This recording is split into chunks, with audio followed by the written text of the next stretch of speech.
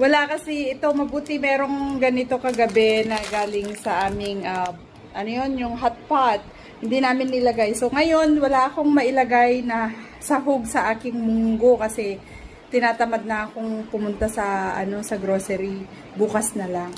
So ito ang isasahog namin sa munggo. Anyway, parang sa probinsya lang. Wala akong ipakain sa bisita ko ngayon. Ito na lang. Munggo na may ganito. Ilalagay ko na dahil karne lang ang meron sa loob. Sinahuran ko din naman ng karne. Pero dahil, ay, may laman. Hindi ko nakita na may laman.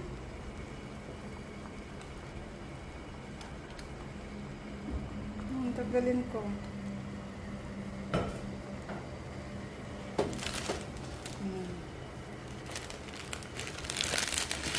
Yan. Tama, may kusina naman. Yan. Oo. So, ayan. Hintayin nating maluto yung noodles. Tapos kakain na si Orlando. Ito na yung aming munggo na may pansit. Parang sa parago lang. Ayan.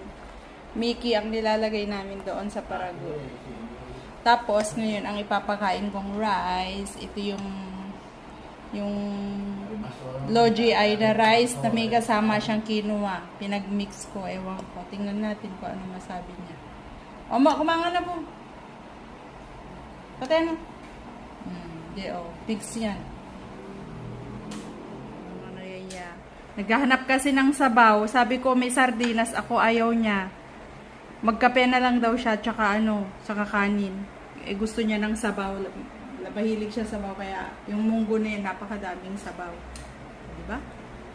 Nilagyan ko pa ng tanglad. Kumusta naman mo? Yung lasa?